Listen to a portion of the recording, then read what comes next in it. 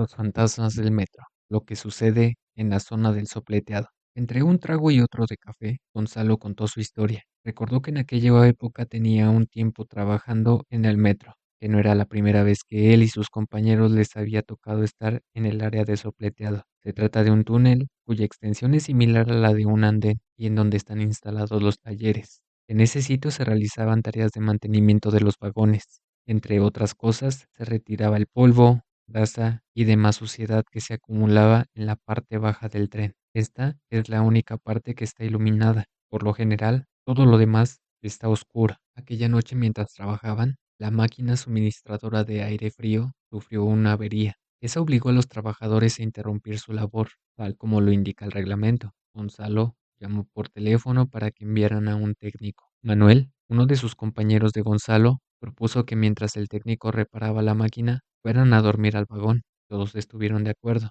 pues ese tipo de reparaciones suelen tardar algunas horas. Se subieron al tren y cada uno eligió una sección del corredor frente a las puertas y colocaron cartones. Se recostaron sobre ellos y cuando comenzaban a conciliar el sueño, se comenzó a escuchar cómo abrían las puertas que sirven para ir de un vagón a otro.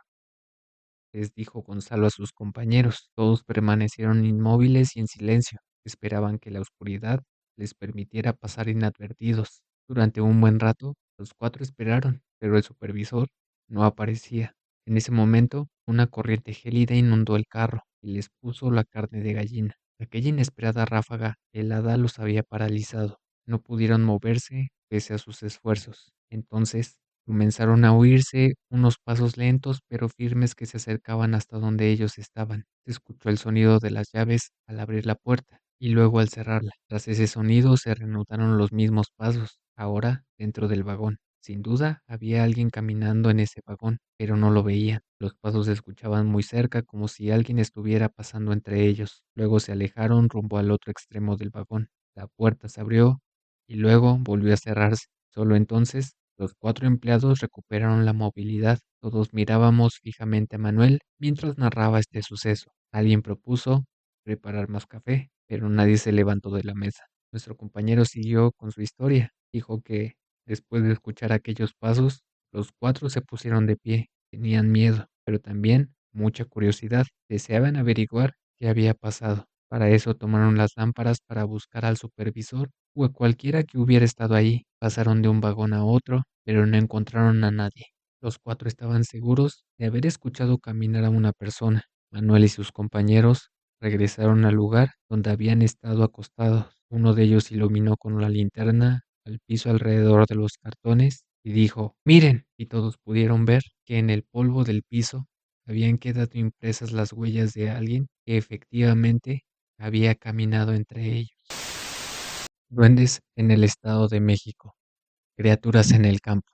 La familia de mi mamá vive en Chimalhuacán. Cuando éramos niños, nuestros padres nos llevaban con frecuencia a visitarla. Allí pasábamos largas temporadas. A mi hermana y a mí nos gustaba mucho ese lugar, porque era muy diferente a la ciudad. Las casas estaban separadas entre sí, había muchos árboles, mucho campo y muchos pozos. Algunos de mis recuerdos de aquella época están ligados a sucesos extraños e inexplicables. En ocasiones, por ejemplo, algunos de mis primos que habían estado jugando afuera entraban llorando a la casa. Cuando les preguntábamos qué les había ocurrido, aseguraban que un duende se había llevado uno de sus juguetes o le había quitado una golosina. Esperanza, mi tía abuela, nos decía que eso les ocurría a mis primos que no sabían respetar a las criaturas del bosque. Tanto mi hermana como yo dudábamos de la existencia de tales seres y más de una vez expresamos nuestro escepticismo. Entonces mis primos nos contaban algunos de los encuentros que habían tenido con ellos. Por ejemplo, mi primo Braulio aseguraba que un día estaban jugando en el jardín de la casa cuando sintió que alguien le había lanzado piedritas a la cabeza.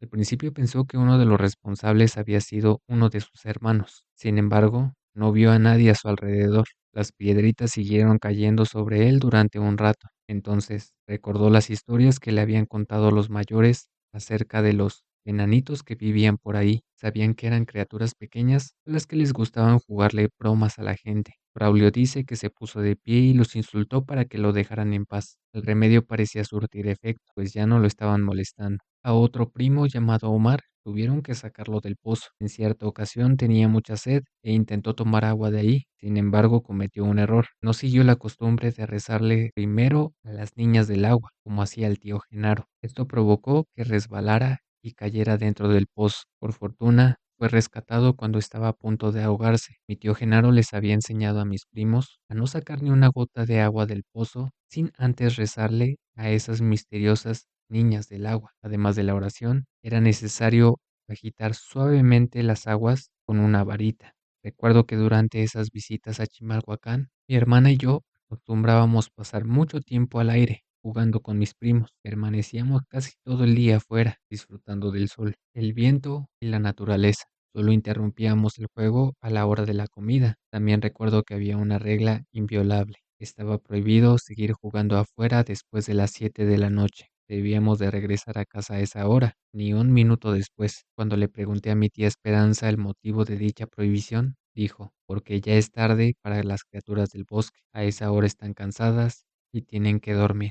Ante tales explicaciones, mi hermana y yo poníamos cara de incredulidad. Dudábamos si existían aquellas criaturas de las que tanto se hablaba. Son del tamaño de uno de mis dedos, aclaraba mi tía. Viven en el bosque y su trabajo es cuidar el agua, el fuego, la tierra, las piedras. No debemos molestarlos nunca. Así, para no importunar a dichos seres, nadie salía de la casa después de las 7. Tampoco se sacaba agua del pozo y se encendía fuego. Todos descansábamos en Chimalhuacán. A mi tía Esperanza le gustaba que nos levantáramos muy temprano, antes de que saliera el sol. Mi tía nos sacaba de la cama para que fuéramos a la cocina a tomar una taza de café y nos comiéramos un bolillo. Después nos mandaba afuera para que hiciéramos ejercicio, pues no quería que estuviéramos ociosos en la casa. Sin embargo, al salir debíamos ir siempre acompañados de un adulto, pero eso no era todo. El adulto debía de llevar además una varita en la mano para mover la hierba del camino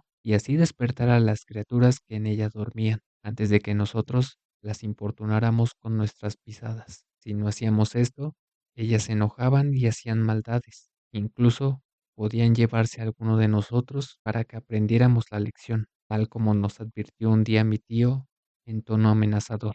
Mi piel se erizaba al escuchar aquellas palabras y de inmediato me agarraba del overol de mi tío, aunque en realidad nunca nos llevó ningún duende consigo. Después supe que aquellos duendes no eran tan malos e incluso podían ser amigos nuestros. Así le pasó a mi tío Virgilio cuando era niño y éste vivía en Texcoco.